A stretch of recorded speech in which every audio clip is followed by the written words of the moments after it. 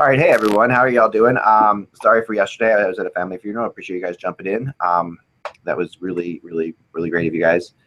And it was funny because the funeral started just about the same time the show started. So I was just as a side note, like they turn off your phones. I reached out and turned on my phone, and I see the the invite, the geek media thing, the tweet come out, like check out the HockeyBuzzcast now live. And I'm like, all right, you guys are doing it, awesome. I was like, because I was so in mode of everything, it was like it felt good to know that you guys were doing that, so I really appreciate it.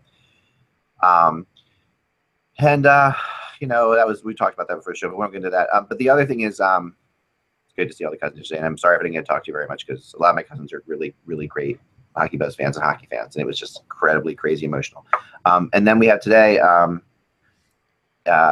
The loss of Chris Cornell, another one of the 52 years old parent suicide. Now they're saying, I don't know. Yeah, I mean, I'm gonna wait until the investigation comes out. He performed last night, right? But it is the police saying it. It's not like a person saying it. And I actually talked to somebody in Seattle early this morning who was a friend who really knew him, who was in another band that came out during that Seattle music scene. And that's what he said before I even heard suicide anywhere else. So it's kind of like, I don't know, but whatever. Yeah, I just have to say, because I went to college in the early to mid 90s. Yeah. And the music of my youth was Nirvana, Alice in Chains, Stone Temple Pilots, Pearl Jam, Soundgarden. And of those 5 groups, 4 of them, the lead singers, Lane Staley, Kurt Cobain, Scott Weiland, and now Chris Cornell are all gone. And we're not talking ancient history. We're talking 1993. And people in their 50s, Yeah, late 40s. Yeah, it hit you. I was not a big fan, but I certainly respected the guy. I've been listening to some of his music this morning. I liked his voice. I can't tell you Soundgarden was on my iPod. I'd be a liar. But I believe I covered Soundgarden like back in 2013, the MMRBQ. I've covered like 3 or 4 of those. Okay. So that's a local station, and they'll have like a whole day of bands. And so they were at that one, and I'm pretty sure my photographer said, yeah, we were there. So I think that was the one time I got to see them. I told Mike I got to see Scott Weiland actually with Velvet Revolver, covering him for a magazine. I didn't even see him with Stone Temple Pilots, but I saw Stone Temple Pilots like 2 years ago at the MMRBQ with Chester. Actually, was that the barbecue? I don't know. It was at a concert that I was covering for a magazine, and it was with Chester from Linkin Park. So it's like, it's weird. So I've seen a lot of these guys. I haven't seen Any Better live, although I watched the Rock and Roll Hall of Fame, that whole thing, that whole tape. And, it's interesting. These guys are great. You don't know whether, here's the thing. People identify and they like the darkness in the music, but you have to sometimes think, where's the darkness coming from? Yeah. Well, and this is the thing, you always sort of kick yourself for the opportunity that you missed to see somebody that you really liked and respected. And I thought Chris Cornell, Super Unknown was the album that with Soundgarden that was, the earlier ones were really good, like songs like Outshined were really good, but Super Unknown was the big hit, and that really drew me to Soundgarden. And then his work with Audio Slave was fantastic. And he was on a solo tour a few years ago, came to Buffalo, and it was on the day of something else that I was doing for a friend, and I couldn't get away and go to that show. And it's similar to Stone Temple Pilots about 5 or 6 years ago, the last tour that they were with Weiland. They were playing in Hamilton, and it had been just as I was coming back from New York City, and I didn't go. And now I'll sort of kick myself because I would have liked to have seen them live once because I liked both of them so much, and now obviously I won't get a chance to. We all have one band on our list that we couldn't get to go see, but I always tell people, go see whoever you want to see and see them now, because you never know. Like, you just never know. And you don't, and you're right. And I know you guys go, like, you've gone to see several incarnations of Yes over the years and different things like that. And and Cornell played last night in Detroit, and I'm sure the way things are these days. I don't know what kind of venue it was, but I'm sure I think it was. Did I see it was the Fox Theater, that's right by the Joe, and it's nice. Yeah. And it was probably recorded, I saw one. I watched a video of it. I'm really curious if you get any, any indication of this kind of stuff. It's really just, it's sad. I actually became a bigger fan I was not really into the Seattle grunge scene. In fact, I was kind of against it because my band was basically coming out at the same time as it. Like, it was actually something that, they're all roughly around the same age that I am. So it was like a Sharks and the Jets kind of feud. Yeah, like so my. Well, no, not a feud. I mean, they were way. I mean, without the singing and dancing. Without the dancing, I should say. Ever would have been us, but I mean, we were, it was just like it was interesting because when the music industry is so copycat, that we definitely were affected by the grunge era hitting. Like that was something that our music was coming out a little bit before it was hit it, and it definitely suddenly our music wasn't that popular. That and the band Hanson, the kid band Hanson, Jesus, who came out the same, or whose album came out on the same record label. Yeah, that Bop song I hated, man. That song came out the same day as our first single with Mercury Records. Oh, that's bad news for you. One record company promoting one single. What do you think they're going to promote? Bop or our single? Yeah. So anyway, that's musical pollution. Yeah. Yeah, but so I really got into him. I would say more later. And more on his solo album. Like I really loved his solo album. I thought it was really good. I mean, the guy had an incredible voice. No question about it. His voice was spectacular. Beyond. Almost like otherworldly. Kind of like other guys, like like Elliott Smith's another one that I loved voice wise, and he passed away too. He's just another crazy. There's so many of these interesting. Jeff Buckley's another one. Like these guys are just like they all have these great voices. That all died way before their time.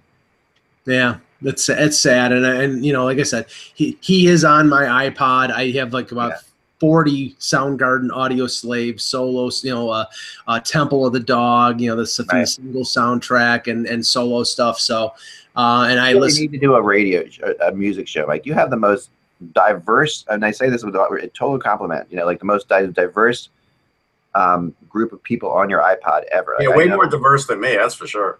Like you actually would have been someone who would have liked the grunge band and our band back in that era, and you were in both. You were definitely in both kind of because we were touring with people that you really liked, and it was I think that it's interesting. That's good. That's something I have a much more narrow. Well, I think most people have a sort of a narrower. I just like I took influences from my older brother, from my friends. From girlfriends and I mean that's why I like everything from folk to alternative to. You gotta draw the line at folk. I mean, if you're gonna draw the line somewhere, no, you're not drawing the line at folk. Yeah, no, you draw. Yes. No, I love folk. Depressing. A lot of folk. No. That's I Am Luca. Whatever that album was. Come on. I don't want nothing. I like Suzanne Vega. No, because this is the thing. Okay, and then we'll move on because this is not we need to do just a music show. Well, we'll have time during the summer, believe me. Yeah, we should. But the thing is this: like, as a band that was sometimes classified as folk, sometimes classified as progressive. We remember being classified as prog folk a couple times too. Or pop. No, prog folk. That definitely exists. It's like folk music is the weirdest thing because I mean, if you're older, you associate with folk music with like Woody Guthrie. Yeah, that's really old. Woody Guthrie, Joan Baez, Joni Mitchell, Joan Baez. Okay, yeah, that's folk music, right? But then really you get past that. I mean, when I played folk festivals, what was Peter, Paul, and Mary? Because I pretty much hated folk. That was folk. That's folk. I hated that should have its own genre though, like really, because folk is so big. That should be called grassroots folk or something. Protest folk. Yeah, like that's a whole but Dylan was in that world too. Dylan goes, and I don't like Bob Dylan either. But we would play folk festivals with bands that no one would consider folk because the whole concept of folk festivals are just a big outdoor music festival. Right. Before what was the big one that the Smashing Pumpkins did and all that but not Lollapalooza. Yeah, like Lollapalooza. Before Lollapalooza, almost all outdoor music festivals were folk festivals. That was like what back in the day they were but they weren't folk music. So is because if we weren't a folk band, we would shut the folk. We would not get into like the Philly Folk Festival, which is like one of the biggest ones, because Philly folk was like you had to be that old school grassroots folk. But you go to the Newport, Rhode Island Folk Festival where we could play, and we would play with bands that you would never consider folk. Don't you have to chew on a piece of straw or a piece of hay to be a folk band? Right. Yeah, if you're not bathing while watching the show, it's not folk. Right. That was always my definition. Like if there's not a big pond of water somewhere that people can get naked in while you're playing, that's folk. Basically. But was Woodstock a folk festival? No, I mean, totally I wouldn't call it a folk festival, but it had folk people. Anyway, folksy, that's another discussion for another day. But yeah, our thoughts are definitely with Cornell's wife, and family. It's really, really sad. Crazy stuff, all this stuff today. Anyway, let's move on, shall we? Let's start the show. I will go from here. Hello, Hockey World. It's Thursday, May 18th, 2017. I'm Michael Agello. I'm Russ Cohen from Sportsology. And I am Eklund. You're watching the HockeyBuzzcast on HockeyBuzz.com. This is the podcast that comes to you every Monday through Friday at this time to fill you in on the comings and goings in the hockey world. And actually, May 18th, something else is happening today. And this is not we are not sponsored by XM in any way, shape, or form. We used to sponsor them a lot, but we're not sponsored by them at all. So just not that we're bitter, but just to throw it out there that today on XM they are launching, and I've been waiting for May 18th forever. That's why I bring this up. They are launching a 24/7 Beatles channel. Pretty cool. That's not bad. That's my nightmare. That's your stop. Yeah, well, man. No, here's the thing. I have a very limited focus of Beatles music that I like. There is so much in my mind, like music that I don't want to hear from Beatles, that unfortunately there's more that I don't want to hear than the ones I do want to hear. Now, it's so funny. One of my friends said, this is so funny. It's just cracks me because I was talking about this too. He's like, oh, good. There's one band that's never been played on the radio before. No, the question is whether their scheduling will include like McCartney, Ringo, George, and eventually it'll have to, solo material. Yeah, I've listened to when you listen to the Springsteen channel, which my wife does constantly, you will have their solo projects, which really are not nearly the solo projects of the Beatles, I will say. No, but the problem with the Springsteen channel is you start hearing the basement stuff, and I don't want to hear those John Lennon basement tapes. They're awful. No, but I think you do if you're a Beatles fan. I don't. I know I don't. You don't need to hear "I Want to Hold Your Hand" anymore. No, I definitely don't need that. I don't want to hear I want to hold your hand in German, but I do want to hear stuff from the anthology, which is alternate versions of different songs. All the words for almost all their hits, right? Because growing up, that's all they played on the radio. Yeah. How can you not? But I have some on my iPod. I'm just not a huge fan. I'm just not. Well, the YouTube era has made the Beatles really fun again because there are great look for Beatles things where you can just the bass lines and stuff like that. Beatles songs. That's that to me. I would like them to put that on this channel. They won't because this channel is going to be. Any XM is largely for people in their car, right? So they're going to have to put anything is for people in their car. You figure the average person driving in their car is driving maybe 20 to 30 minutes or something like that. You want to know what's fun? I'll tell you what's fun. The Yellow Submarine DVD is fun because I grew up with that cartoon. I loved it. I loved the Follow the Bouncing Ball. Although people in my family hate the Blue Meanie, I love the Blue Meanie. It's just, but I'm telling you, that's fun Beatles right there. I'll take it. I think. Listen, the Beatles are why I got into music, and I'm totally. That's the album I found. My house was a classical music house, and I one day was digging through looking for something else and found my mom's, Meet the Beatles album, which I still have to this day. I put it onto my sister's Barbie record player, and I listened to the Meet the Beatles album in her room. And that was the first time because I was totally raised. My dad was completely classical. I was totally raised. I had a Victrola back then. Oh yeah. My father was a teacher. I had one of those one speaker record players that they gave away at the school. By the way, is the Blue Meanie when they do the remake of Yellow Submarine? Is that going to be played by Ryan Reeves? It could be. So my son has this. Okay, there you go. This is it's a Charlie Brown thing, right? You can tell. Yeah, I see it. But yeah, you open it up, and this is just is your straight up record player. Yep, there you go. I had one of those got too. A speaker on it. It's great. Yep. My son loves playing this vintage record thing. All right, here we go. So hockey.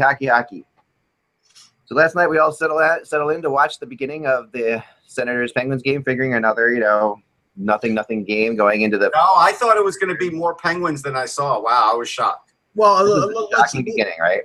Let me say, if there was ever a night that I was happier to be live at a AHL Game 7 than watching the Stanley Cup semifinals or conference finals, it was last night because I'm seeing, and I watched the highlights after the game.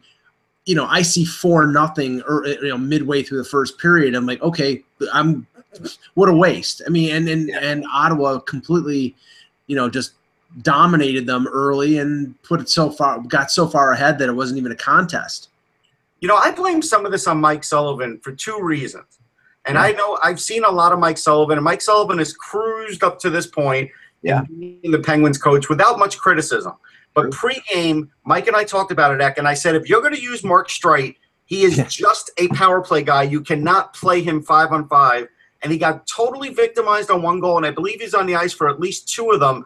Like, he could pass the puck and get in the zone and have great shots and move it on the power play. That is it. He is slow of foot. And the fact that they used him 5-on-5 made no sense. And the fact that they waited till the 4th goal. They have nothing else. The 4th goal to pull Fleury made no sense. Yeah, no, I know. Waiting for goals, that was crazy. I mean, they should have put him after the 3rd goal. Although he didn't. Why he didn't is because the can of worms that's now been opened by pulling Fleury. But it's tough. That you wanted to. I think he was just hoping 3-0, whatever. We'll get a goal back. We'll battle in. Well, if it's any indication, at practice this morning, Murray and Tristan Jarry split 1 net. Fleury had 1 net on his own, which is an indication that they're going to go back to Fleury for Game 4. But Russ, the thing I don't understand is, okay, right now, who has more left in the tank? Mark Streit right now, or Kimmo Timonen a couple years ago when he was with Chicago? Because I think Timonen. You think okay? Because the teams was on 1 leg. I mean, he had a lot of heart. The difference is, Kimmo Timonen was always a better defensive player than Mark Streit. Right. Yes. So I mean, even though Kimmo Timonen was on 1 leg, I would trust him more to not hurt you in your own zone. Okay, that's fair. But offensively, Streit is way above. Yeah, no, offensively, Streit's right. But obviously, Sullivan is not using Streit in the way that you think he should be used, and I agree. Or any normal human. I mean, right. He should be a power play specialist at best. As the 7th defenseman. But also, how much of a commentary is this on guys like Derek Pouliot and, and to a lesser extent, a guy like Frankie Corrado, who's part of their Black Aces. But, Derek Pouliot was a high 1st-round pick, has played in the NHL off and on for the last couple of years, and he hasn't even a thought in terms of getting in there. It's an indictment on them. There's no question. I agree with that. It was really the deep, and I tweeted out that I felt bad for Marc-Andre Fleury. I really did, because this was complete and utter collapse by the defense of the Penguins. It was standing around watching Ottawa play for 9 minutes. The Penguins defense had no idea what the hell to do. And they were, when the 4th goal where he came around and wrapped around, I can't remember who it was, but he comes around and wraps the puck in on the 4th goal.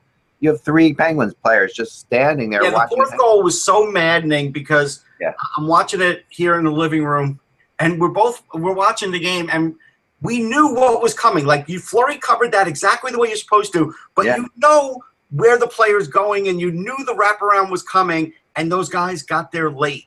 They were just out in space. It was just bizarre. It was really, really bad. I don't know. But here's the other thing. The other thing that got to me, Eck, and you didn't get to see this, but I sort of called out Chris Kunitz the day before because I'm like, he's got 2 points in the playoffs. Oh, yeah. Literally, 2 points. Now, he stepped up and said, hey, this is embarrassing. We all should be embarrassed. I guess he's embarrassed because he hasn't done anything. Right. Oh, no, he's got to be embarrassed. And he's a UFA, too. So it's like he's got, he should be doing a little bit more right now. He has no goals and 2 points in 10 games. Yeah, but he's been ravaged by injuries the last couple of years. Oh, so you know what? I'm tired. No. I'm not saying that he shouldn't be trying more or trying harder or being more effective. But let's just say this: I would be surprised if he is signed by any team for more than a year for more than $1 million. I think he's at that point. Yeah, I agree. That's where he's at. No, that's completely fair. And I like to do the crazy stats towards the end of the show, but today's is absolutely nuts. And it's Carlson's plus minus when, so at even strength. And the Senators. The Ottawa Senators are a plus 12 at even strength when Carlson's on the ice in the playoffs. And they're a -9 without Carlson on the ice in the playoffs.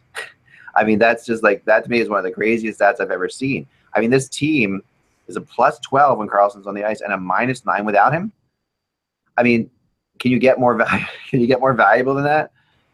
I mean, this is to me, Carlson may be closing in on wrapping up the Conn Smythe. Like he's if I mean say Carlson doesn't if Ottawa goes to the finals, I think you can hand it to him. Even if they lose. Because I mean he's been I'm not so sure about that because I'm pretty sure about this. The only players who have won Conn Smythe trophies in losing efforts have been goaltenders.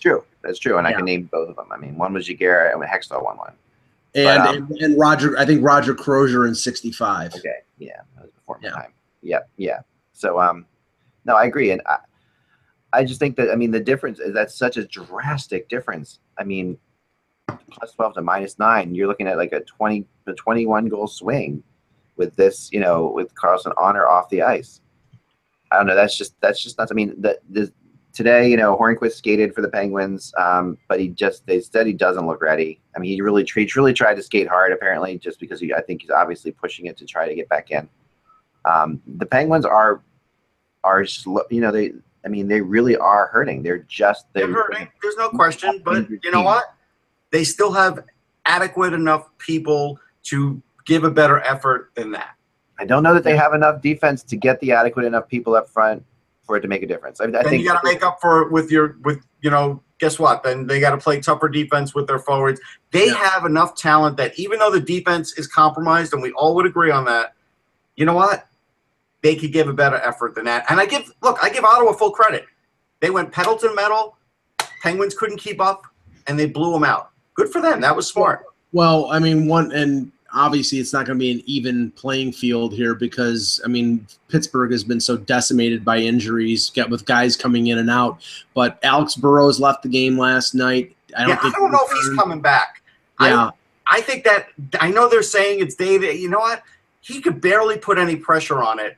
Yeah. And whether it's a knee or an ankle, it looked bad. And I think Chris Weidman got hurt too. I'm not sure how significant of a loss that is for Ottawa if he's out for any prolonged period of time, but it is an injury, takes away from the depth on their defense. So, I mean, unless somebody like Hoffman or Stone or Carlson, for that matter, go down, right now Pittsburgh is dealing with so many injuries, and it's tough to get any kind of consistency when you have a different defensive pairing or different line mates every game because one guy's dropping out and then coming back. Yeah, no, it's true. And I think that's what's affecting him now. And now, I mean, it is unbelievable that they can pull in Matt Murray, if they want to, but you can pull a guy like that off the bench who would be starting for probably every other team in the playoffs. I would hazard to guess that you will not see Matt Murray start a game unless Pittsburgh gets blown out again in Game 4. If it goes down, I think if Fleury gives up 2 quick goals, you'll see Matt Murray, and you won't see Fleury ever again. I do think that's the case. I think if Pittsburgh loses Game 4, you'll see Matt Murray. I don't even think they have to lose it. I just think if he gives up a couple bad goals again early, I think they will pull him. If they lose a game and he stands on his head, if they lose 2-1 and he stands on his head, do you think they're going to go to Murray? No, then he's fine. No, not then. But yeah, it depends on how they lose. It's different. Here's the one thing: I never judge the backup goalie in coming in a game like that if they play well, because they're coming in literally with no pressure, just trying to stop shots, and the game is essentially over, right? And so I don't want to overvalue what Matt Murray's performance was in that game as a result. And that's why you have to go to Fleury again because of that, because you got to give Fleury one more shot. But I wouldn't wait long. I mean, literally, if he gives up 2 goals in the first 3 minutes, he's done. Yeah. All right, let's move on to tonight's game real quickly to talk about the really funny thing that I saw. Alex Pruitt, who's a writer for Sports Illustrated, had an exchange with David Poile. He's David. Was it similar to my exchange, or was it? What was your exchange with David Poile? Well, you remember with the show last year with Jimmy Vesey? Oh yeah, yes. Well, no, Russ, that was more him attacking me because of my fixation on Vesey and. Right. No, this is different.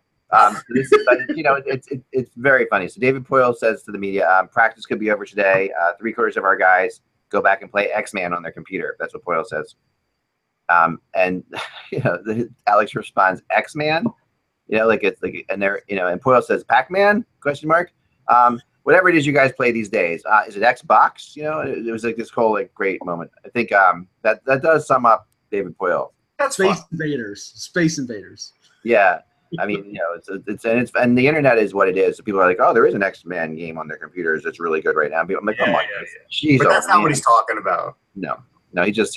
But it is. I mean, it is really funny how much video games dominate a lot of players. And you people on the interweb, you're just. I will say this before we start with this series. The one sidebar that I saw on TV that was interesting that we all should think about, and this is why I went crazy with the headshot thing the other day. Gisele Bündchen got interviewed yesterday on CBS or something. No, but this is a real thing. I know.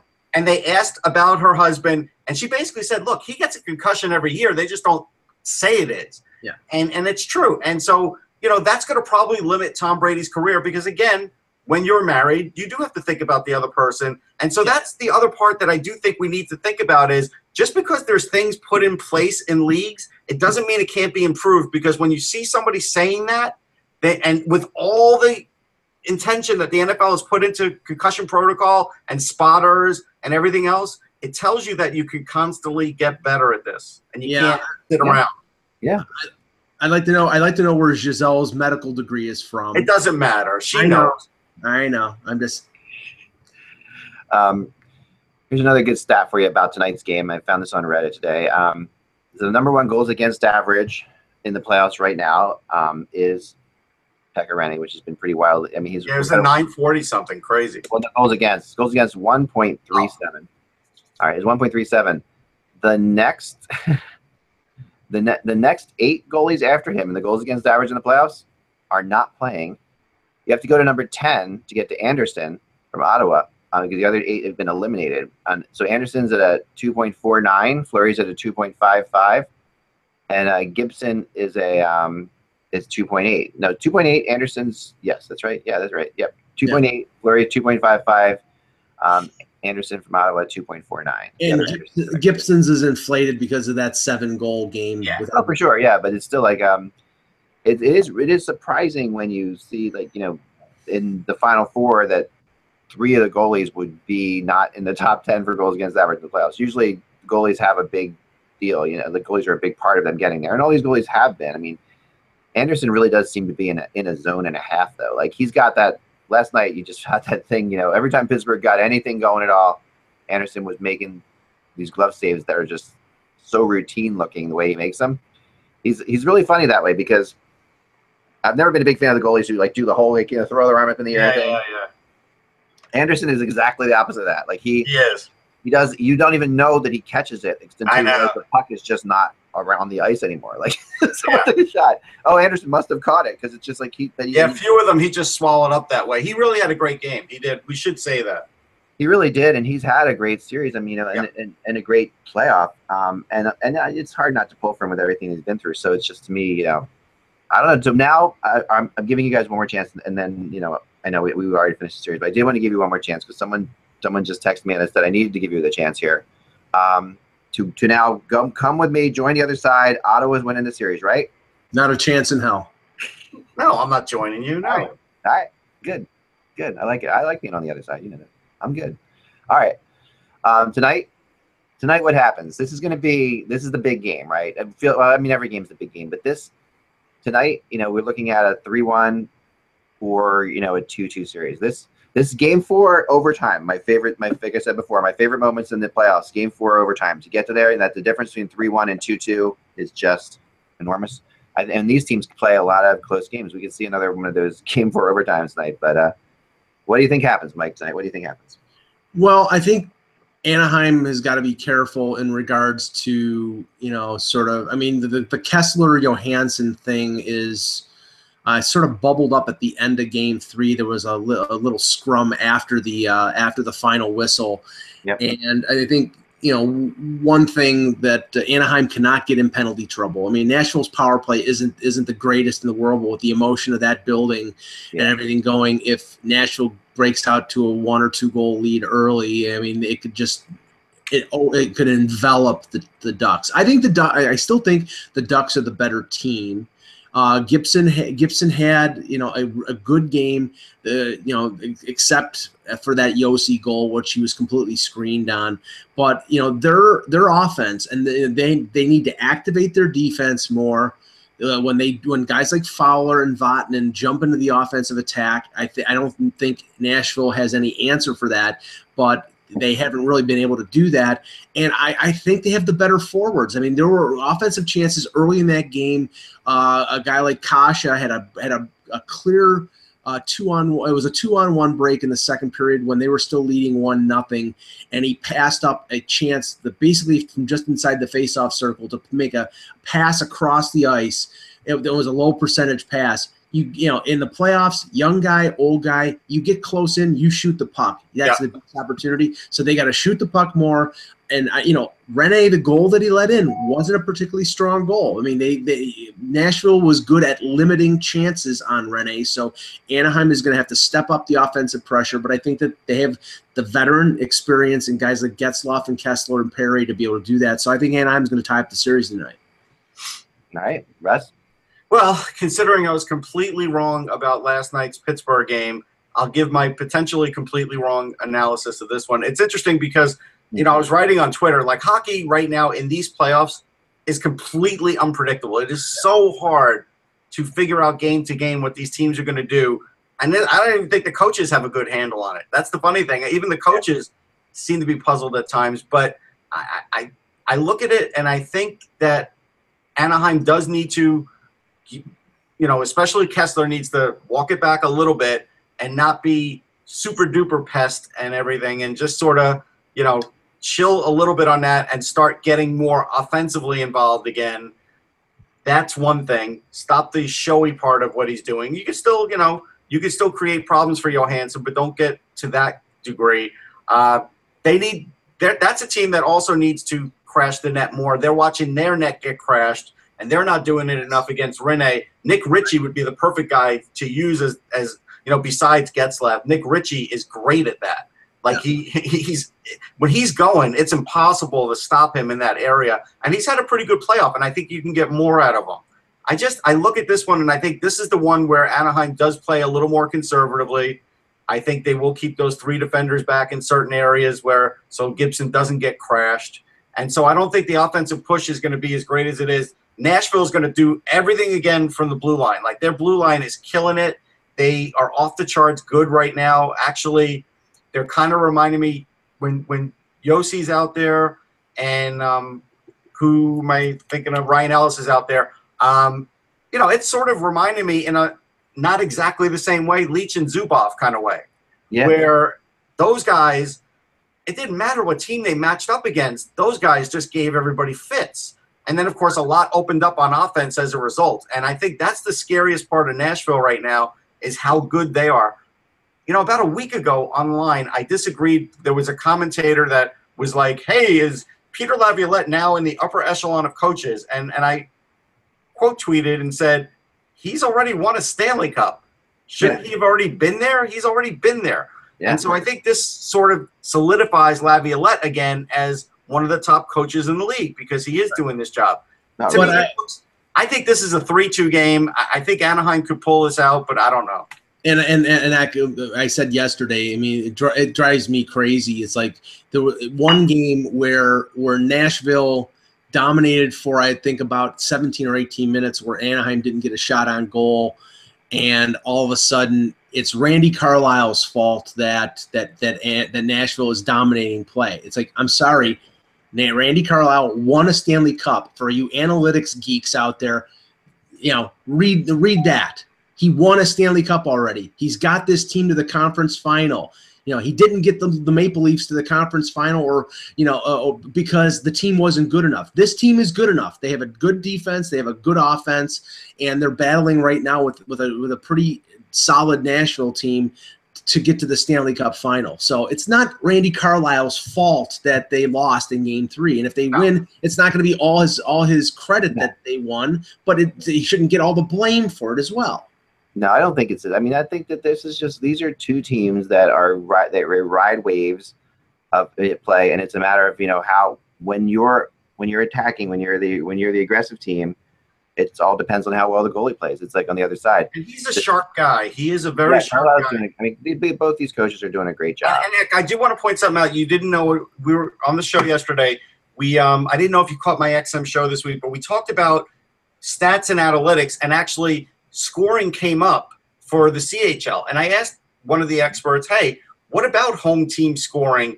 And because we see hits gets crazy, right? The hit numbers for the home team always gets crazy. And I think Carlisle was correct in calling out the home team scoring on that. Yes, and but that's and hits thing's been going on forever with Dan McGillis. Yeah, that's right. I remember. You know what's funny about that? That was in Philly, right? And I was actually sitting 2 seats away from the guy who was doing that. Whose job it was to track the hits. It's just in that particular crazy game that we talked about after that. Really funny. Press. Couple things we're going to get to. We're going to get to Buffalo in a second here, as they're our team today to talk about with the entry draft. When I first hit the rumor chart, and we also have Russ as a player to talk about, I think, with the draft here. But we're going to squeeze a lot into the last 20 minutes here. All right, so here we go. Rumor chart. I'm picking random players today. Here's my 10 players. Ready? Yep. Andrei Markov, Oscar Lindberg, and Scott Lawton.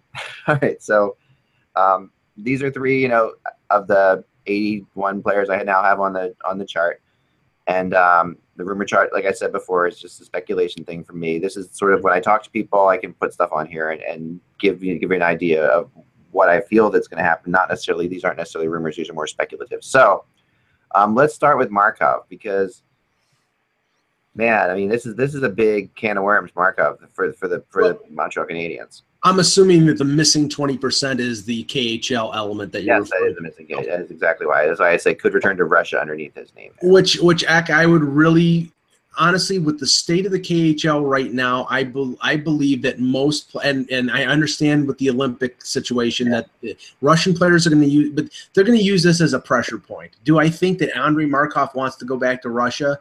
No. I mean, I've heard statements after they got eliminated that he says he wants to stay in Montreal, but I don't think he wants to get lowballed by Montreal, and he wants to get close to the salary that he was making, which I think was $5.75 million. So I think 40% is pretty on target, but I think Montreal is looking to get him on a short-term deal because he's over 35, and they're looking to get him for as cheap as they possibly can. And what he's trying to do is put a little pressure on them to say, step up a little bit and give me a little more money. And he had a good year last year, but I don't know. I don't know how much I would go for how long. I wouldn't go a long-term deal. I wouldn't go 2 years. I'd go a year by year. Yeah, I think I'd go year by year too. Maybe. I mean, somebody might go 2 years. I've heard New Jersey could go 2 years with him, but that would be the only team. I haven't heard. I don't know why New Jersey would take him. He's not getting them to the playoffs. Right.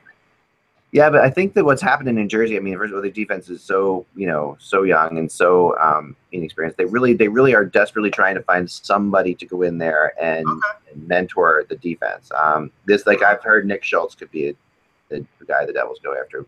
That obviously is less, but they want to get older players. Now Markov comes in and brings a lot more than Nick Schultz does. But I'm just saying, bring in something like Markov. It does give you. Yeah, I mean, they need to get a big time defense. Although Nick Schultz doesn't sweat the same way Markov does. Ek, do you remember for the at the NHL All-Star game, Andrei Markov under the spotlight? He may have sweat more than any hockey player we've ever seen. I know. Well, I mean. Jersey is plausible if it is a 1-year contract and there's no trade limitations on it, because if obviously when it gets to the deadline, he's a piece that you can flip somewhere and get young assets for. But same thing with Vegas. I think Vegas is along the same lines. I mean, I could see that McPhee is definitely focusing on. I keep hearing veteran defensemen with experience, young forwards. That's where McPhee's looking. So he's gonna, it was just somewhat a little bit Nashville-like in the way they're building, but really kind of McPhee and remember McPhee and Poyle, they're very tight. They're very similar type players. Let's move on to Oscar Lindberg, because there's a really interesting. This is an interesting player, Russ, we talked about before, but he didn't maybe get as much time in the playoffs as he should have for the Rangers. Could be gone in the expansion draft. If I don't think he'll go in the expansion draft if they don't move him. Okay, so you think if they leave him. They won't leave him unprotected. I think they'll protect him. So, okay, yeah. So maybe, but you know what? Depending on how they feel about that, they could end up trading him before that. Possibly. That's what I've heard. So is it possible? Yes. The interesting thing is, I think AB likes him more than he doesn't like him, and they don't really have a fourth center option that actually could score a little bit. The last couple of years, that's been a revolving door ever since Dominic Moore left. So I don't think it's, here's the funny thing about the Rangers and the expansion draft. I think they're going to end up leaving some big salaries unprotected. That's what they're going to do. Yeah, I think other teams will do that as well. It's probably true. And that would be a tempting thing, possibly for McVay. He might have to go out and get himself, because he's going to have to get some players that have to pay money for. Yeah. The weird thing about this with me is Winnipeg. I talked to somebody about Winnipeg, and they were, we think Winnipeg is all the forwards that they need, and they're looking for defense. But, I get a sense from Cheveldaev that even though that does look like what they have, that he's not happy completely with his forwards, and that there's something he wants to do something there. And yes, he wants to address defense, but I think he likes his defensive prospects a little bit more. I can see that. I mean, look, Lindbergh's a pretty good faceoff guy. He's getting better. He's never getting more than 10, 12 goals a year. Like, that's just, he's not doing that. But he wins faceoffs and he plays smart hockey. Well, right? I mean, right now Winnipeg is on the verge of a transition with their forwards because, Brian Little is up. His contract is up after this year. Yeah. Wheeler is up in another 2 years. Now, Wheeler's a central part of their offense. They got Scheifele locked up. Line A is still on his entry-level deal.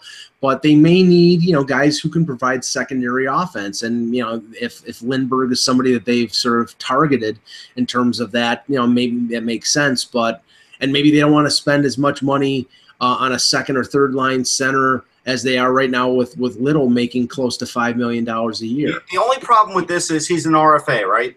Yes. Yeah. So usually it's not the Winnipeg way to get a guy who they'd have to sort of sign to an RFA deal because they know they probably won't be able to get a long-term deal out of him.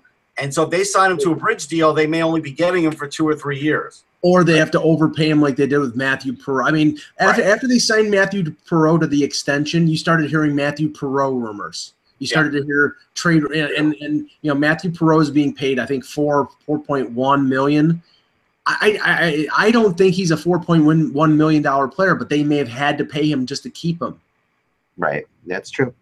Scott Lawton, another player. I think the Flyers. I think the first thing I thought of, unfortunately for Scott Lawton, who I really like, and I think he's one of these guys that it just might be just below where he has to be, but it really could perhaps, if he was in the right situation, also flourish into like a bigger player. It's his skating. His skating is just when the league when they drafted him, there was a little bit of issue with his skating, and they fixed it. But then the league got faster. And the problem was when the league got faster and then the Flyers brought in faster prospects and guys like Cousins started coming up and Konechny, he got lost in the shuffle because he doesn't have that foot speed. Yeah. The Flyers. But he still could play. He could play a fourth line. He's a fourth line player who can definitely play. He's going to be probably exposed in the draft. There's a good chance he could be. Yeah, I think he will be. That's why, I think the 20% I have in here with Vegas would be him getting picked up in the draft. Arizona likes him too, I was told, and Nashville, believe it or not, who is, it's hard to sometimes get rumors from players that are still playing in the playoffs, but so I'm putting this more along the lines of I've heard they liked him in the past, so I haven't really talked to anybody. And I think Scott Lawton looks kind of like a pit boss, so I could see him in Vegas.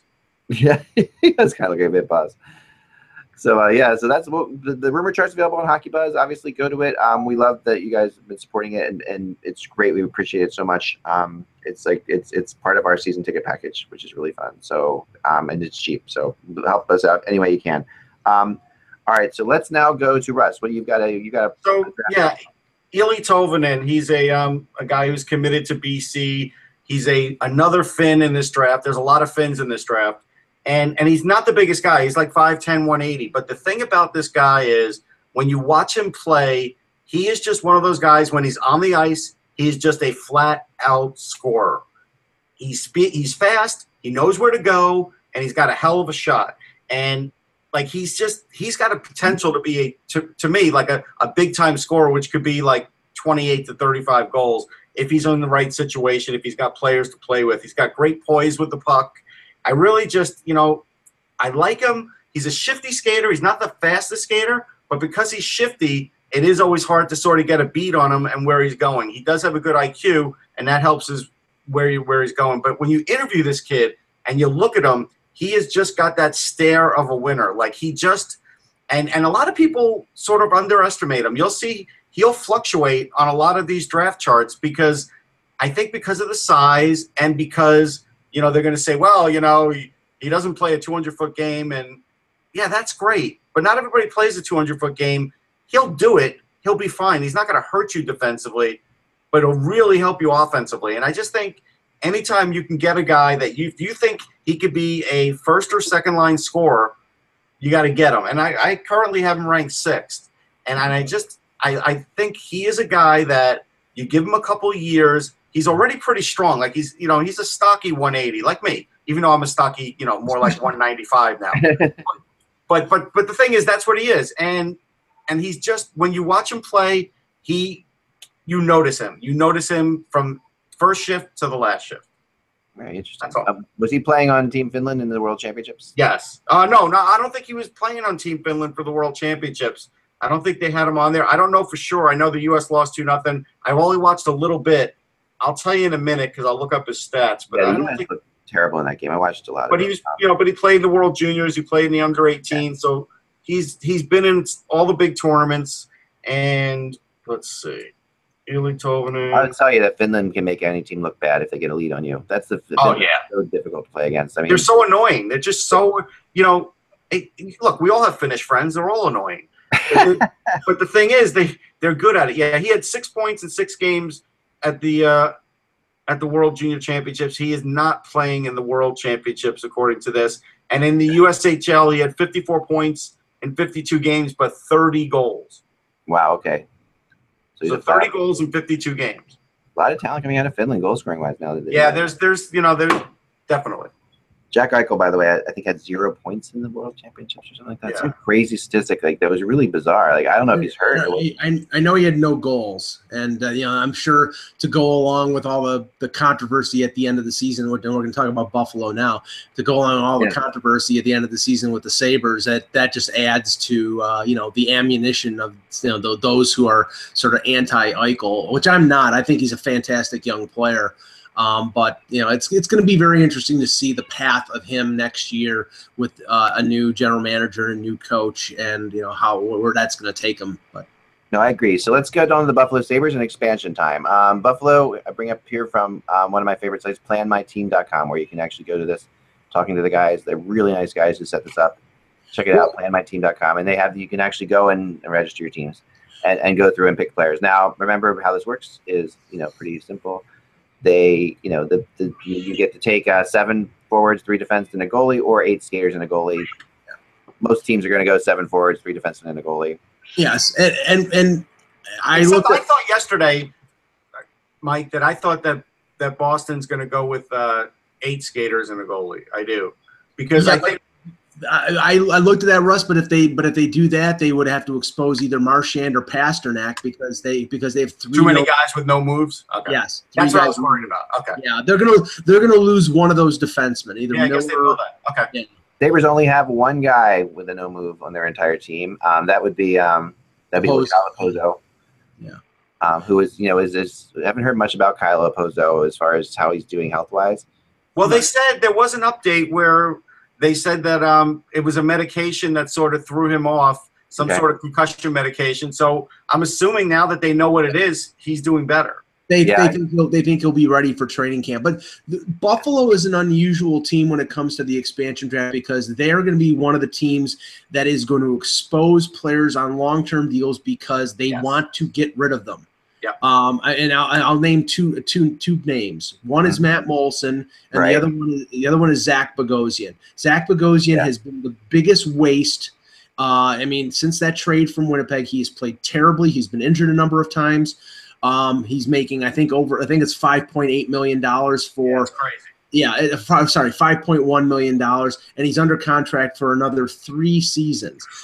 So right now. If you look at the roster, I don't see any way that they don't protect Evander Kane, but they might trade him because he's got value. But I think they're going to expose Matt Molson. I think they're going to expose Tyler Ennis, and they will protect guys like William Carrier and Johan Larsson, even though Johan Larsson had a major injury at the end of this or during the season.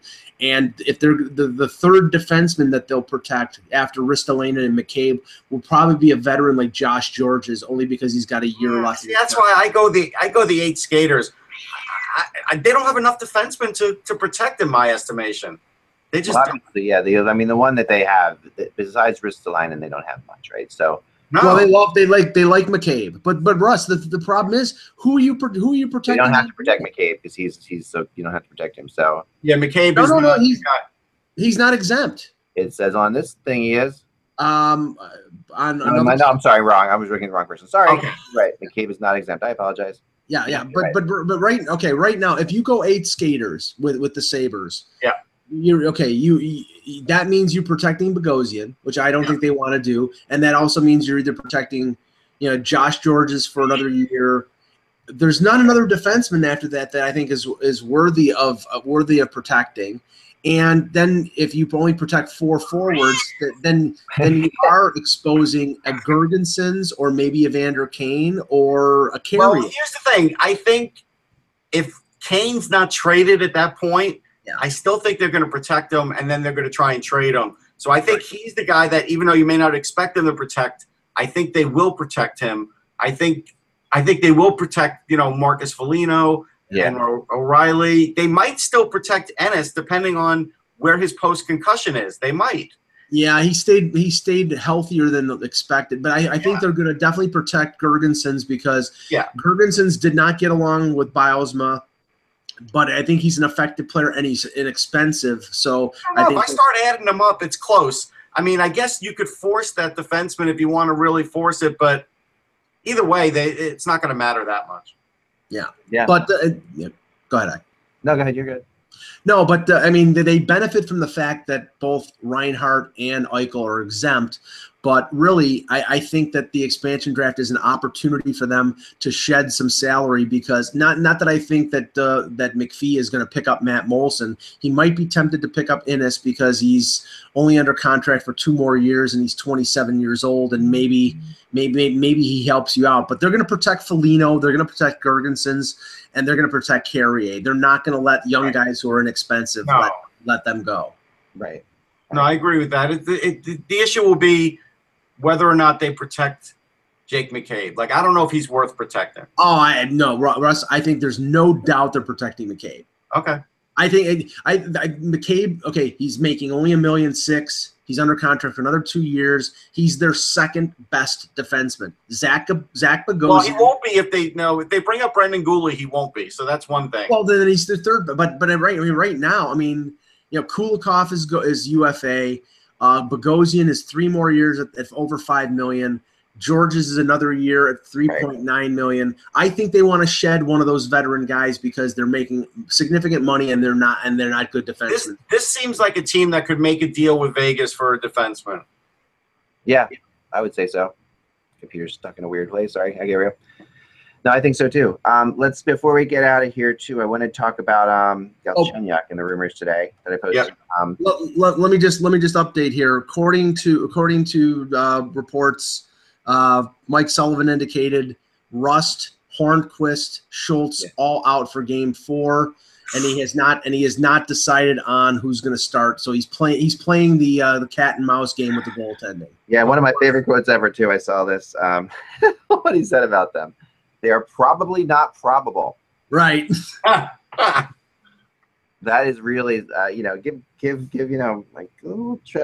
gosh. That's a little torch talk there that he learned. Mike Sullivan. They're probably not probable. All right, I'll go with that. All right, how many gals could a Galchenyuk chuck if a Galchenyuk could chuck gals? That's my next section. That was a stretch. Pretty good. All right, so in your mind.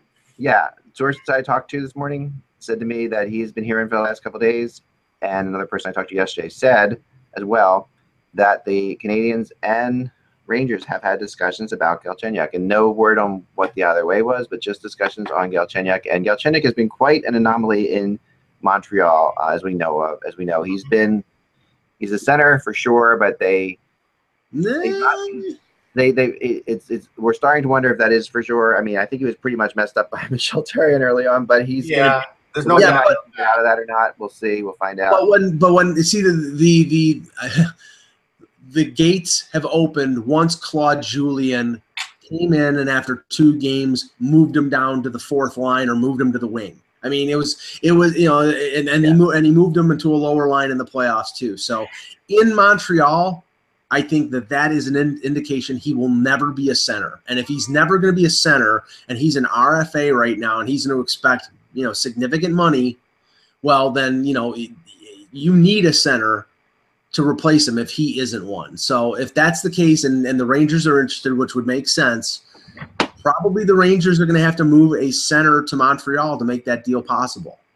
Here's what I think. I mean, end of the day, I think they would offer up Stepan and probably offer to keep some cash. Right. And maybe Montreal bites at that because they do need a veteran in that spot rather than Galchenyuk, who didn't prove it to them. But the worry is, will it be JT Miller? And that's what Ranger fans are really worried about, because JT Miller still has more ability than what Alain Vigneault has been able to get out of him. You see the times, you see where he can play a very physical, gritty game. You see where he can definitely get in tight and score and actually make some great passes. You also see where he plays a little afraid and then all of a sudden has a hiccup in the defensive zone. And I think that's with coaching. And so I hope it's not Miller. We'll see. Could be Stepan. I don't think it'll be anything like Brady Shea. I don't. One thing, Russ, Stepan, part of USA Hockey, part of the last U.S. Olympic team, also with Max Pacioretty. Yeah. I mean, that might be a combo that would work for Montreal. Yeah, I think it would. Yeah, I just don't know whether Stepan is not a number 1 center, and I think he would have to approve it. He has full no move clause, but the idea is he needs a change. Whether he knows it or not, he needs a change. Right, yeah. But the Rangers have to be aware of the fact that they're not trading for a center.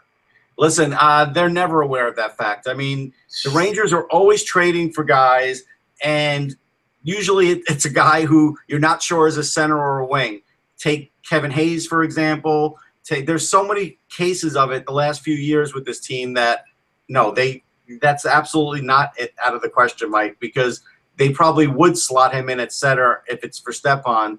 And again, when they traded for Zibanejad, I told you guys that they were going to try and slot him in as a 1C rather, because they don't have a 1C. And so that's exactly what they're trying to do.